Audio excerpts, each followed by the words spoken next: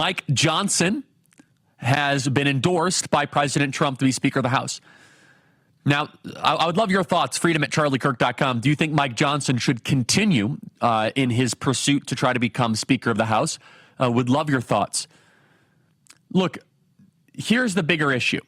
We could potentially have a delayed presidential certification if we do not have a Speaker of the House. Maybe.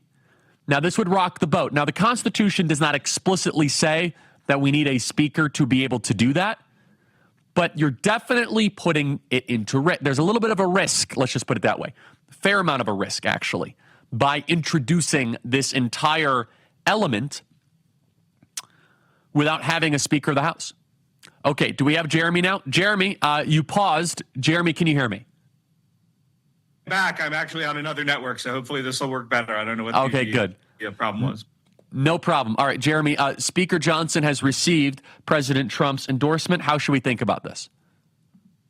Yeah, I mean, I think it was, I saw somebody else refer to this as the art of the deal. I think it was Matt Gaetz, actually, and I think he's right and certainly has the credibility to say that. I just think it was a very practical decision on President Trump's part. I think he doesn't need the disruption. I think it's very different to have a big game of chicken when we don't control the White House and we don't control the Senate, as opposed to a time where we have the new president coming in. We've got all three branches of government, and we just don't need the distraction.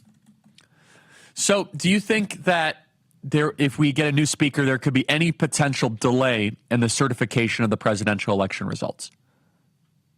Well, I think that's what some folks are worried about. I'm not as worried about that. I mean, I don't think that we're going to wind up with some weird thing where it's like, oh, gosh, some weird thing happened and all of a sudden we're going to have President Harris. I mean, I understand why folks are going to be concerned about that, but it seems sort of far-fetched. But I think people are just trying to avoid chaos. They're trying to avoid a bad look, and they're just going to go forward on that basis that they want everything to run smoothly. And maybe Johnson is not the ideal guy, but he's the guy we have. And so we're going to go forward with him. I don't know a backup currently. Maybe Emmer, Elise Stefanik could have, but she's obviously leaving the House.